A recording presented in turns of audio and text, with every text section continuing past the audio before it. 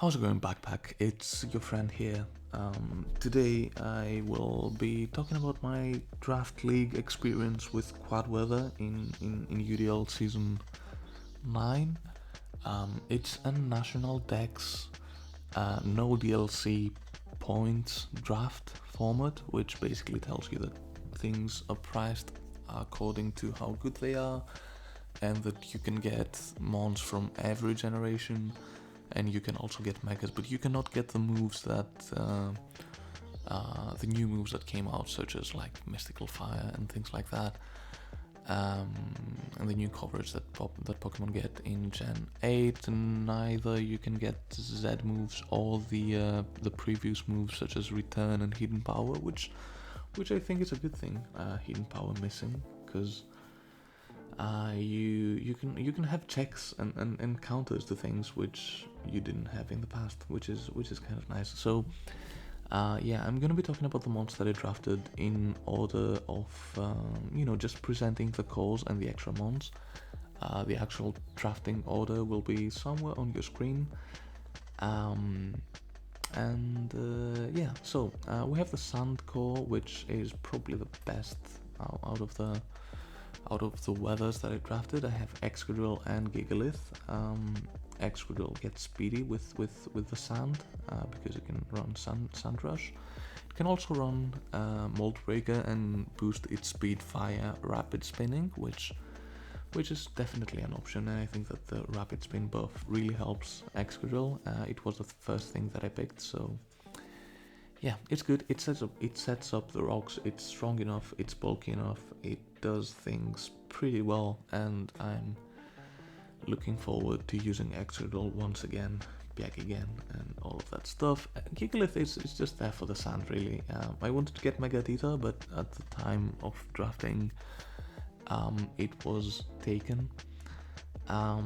So I went with Gigalith. It sets up the sand. It sets up the rocks. It is pretty bulky, both on the special and the physical side. The special side is boosted because it's a rock type, and in Sandstorm it gets the special defense boost, which is nice. So you can use it kind of like a universal switch into things that do not carry super effective moves, but even if they do, like water types, grass types, all of that, it manages to take a hit or two. You can run sturdy if you want to definitely take one hit or two.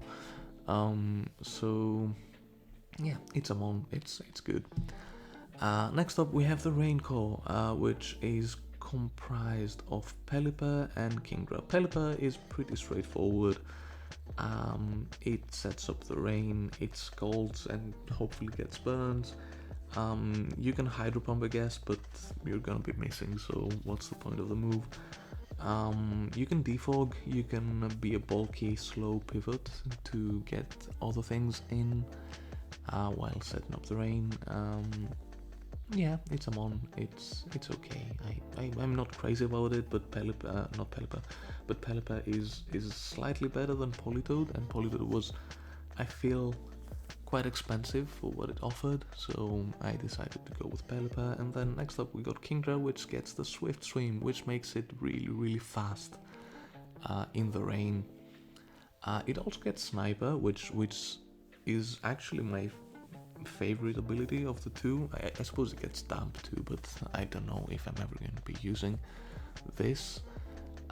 Maybe we can catch an explosion on the switch or something like that. But yeah, Sniper is really nice because it gives you really strong critical hits, and it synergizes really well with Draco Meteor, which lowers your special attack. But if you're critting, it doesn't matter if your special attack is lower, so that's nice. You can run Focus Energy and then even Agility if you want to get the speed that you would otherwise get from Swift Stream.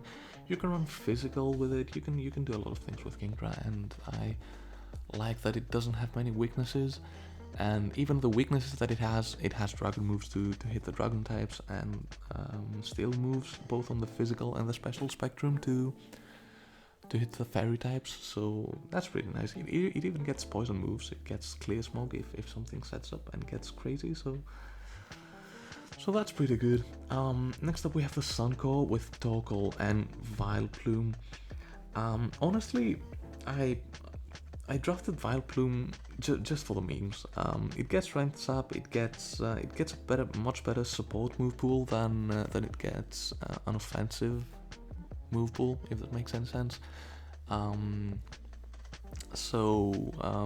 Obviously you can run Chlorophyll, but with 50 base speed, you won't be outspeeding many things. But maybe you outspeed crucial things, and you hit them quite hard with your 110 base attack, and really good coverage. It gets Moonblast, which is nice. It gets Moonlight, which is nice for healing in the sun.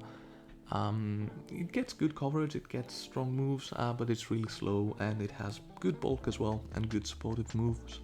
So it can be used in any situation that you deem fit. I don't know English. And then Torkoal is there to set up the sun. And it also sets up rocks. It spins. It can you can have the booties on it to not get damaged by entry hazards on your way in, and then rapid spin them away and get faster, which might be a good thing, might be a bad thing, because Torkoal is really slow, and you may want to be using it in Trick Room. It gets Eruption, which is interesting. It gets Weather Ball if you want to commit to the sun being up. It does things. It can it can Cell Smash, I suppose, as well, if you want to get a surprise sweep. But yeah, it's there for the sun and to do the things and the stuff. Last but probably not least, maybe it's least, I don't know. We have the Hail Core with Mega Abomasnow and Arctozolt. Now, Mega Abomasnow is... It actually has really nice stats, and the fact that you can run both special and physical and still be bulky enough to take things on makes it really nice to use. It gets priority, which doesn't really exist on my team in Ice Shard. It gets Aurora Veil, which could facilitate setting up with either Abomasnow itself or something else, and I feel like this something else it actually doesn't set up all that much. Does it even get Workup? It doesn't get Workup. But yeah, Arctozolt is also there. It gets a broken move, which basically KOs you if you're slower than it. I can use the Slush Rush ability, which is nice. The speed is not ideal, so I'm not going to be outspeeding any potent Scarfers, unless I Scarf and Slush Rush, which is definitely a consideration. But I feel like Bolt Beam on this one is pretty nice. It gets Freeze Dry if a ground or a water type, a ground water type wants to switch into your stab. So that's pretty nice. It does the things. It usually gets speedy and clicks Bolt Beam. Yeah, and then Philemons. Latios is good. It doesn't get hidden powers. It doesn't get the new moves such as Mystical Fire and Aura Sphere. So the coverage is okay. It gets Thunderbolt. It gets Energy Ball. It gets Shadow Ball. It gets coverage moves. Don't get me wrong. And it can also do Dragon Dance things if you want to run physical. You can run the Soul Dew, which is basically an expert belt for your stabs if you're not an expert. Yeah, it's a mon. It defogs as well, so the removal on this thing is fantastic. And it covers a really nice speed tier at 110. So that's pretty nice. It's a Latios. It does things, and it's pretty threatening. Next up we have Taboo Lou. Not the most synergetic thing with a sand core, but Exoreal does get high horsepower, so my earthquakes are not going to be that weak because of the grassy terrain. It's there to be my fairy type, which is not ideal really, because it doesn't get the physical fairy move, it doesn't get play rough, it gets the special fairy move, and it opens up options if I want to run like bulky Calm Mind special sets or something like that. It gets interesting coverage. It hits like a nuke with a grassy terrain, and either Horn Lich or Good Hammer. So that's pretty nice, and it also facilitates Magnezone coming in, because it discourages people from clicking the good ground moves.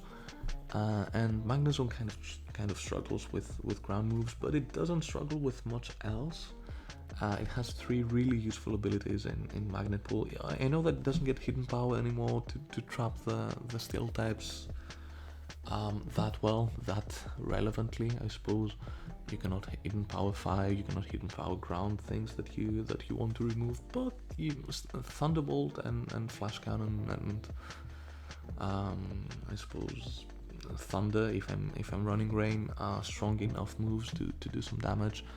If I want to trap a steel type, I can run Sturdy. If I want to take a hit, I can run Analytic, which is basically a life orb if I'm slower, and Magnezone doesn't really mind being slower because it has good bulk overall.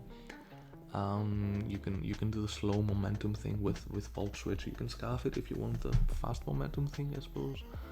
And it gives you option, and it's really cheap. I feel like Magnezone, from Gen 6 onwards, people tend to underprice it in draft leagues. So I saw the opportunity and I drafted the thing. And then last one on my squad, actually I think the last one was Mega Bomber Snow, but the last intuitively picked mon on my squad was Volcarona. I actually wanted to get Moltres, because both Volcarona and Moltres benefit from heavy duty boots being items in the game. Basically what this item does is that it doesn't it prevents entry hazards from doing damage or getting effects onto you. When switching in, the holder is unaffected by hazard on its side of the field, so that's nice. You don't die to Stealth Rock basically if you're Volcarona and you're quite weak to rock moves.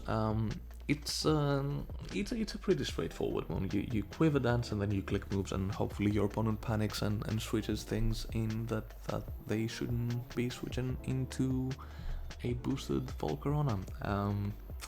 Suppose you can run a more defensive spread, do like defog shenanigans. You can roost up and get the flame body hacks on your opponents if you feel like it. But yeah, that's pretty much the team. I don't really have high hopes for it. It's not my most well constructed team of all time. Basically I just want to get a singular win in a season that has I think it has 11 games, so that's nice. So yeah, that's the team. Thank you for watching.